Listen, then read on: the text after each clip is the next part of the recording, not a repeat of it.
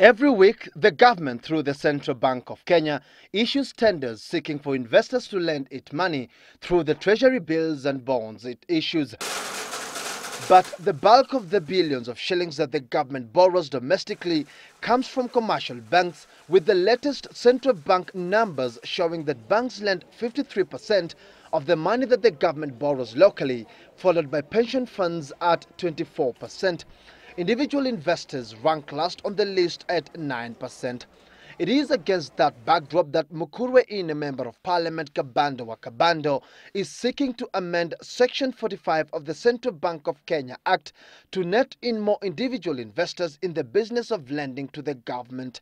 As presently anchored without any tight legal framework, government can be at the mercy of a few super rich and a few heavily profiteering exclusive entities.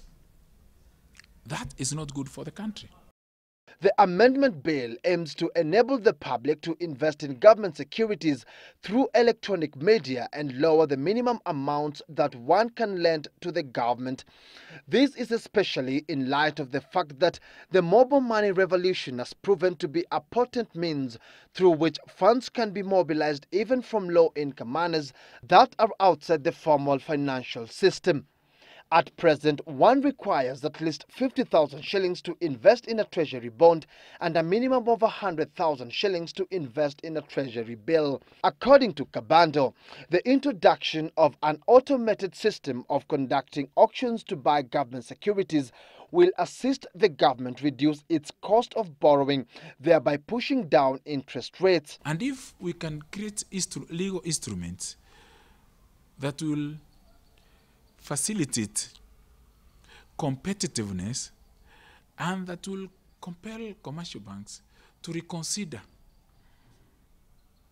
that particular matter in favor of the depositor and the borrower, the better. And this bill, altering the mechanisms at central bank, is good. Raise more money. The bill, which is now on its second reading stage, has so far won wide support from legislators who see it as a tool to help bring down the cost of lending in the country. The amendment bill is expected to be placed before the House for further consideration Thursday morning before it moves to its third reading. Patrick Igunza, Citizen Business Center.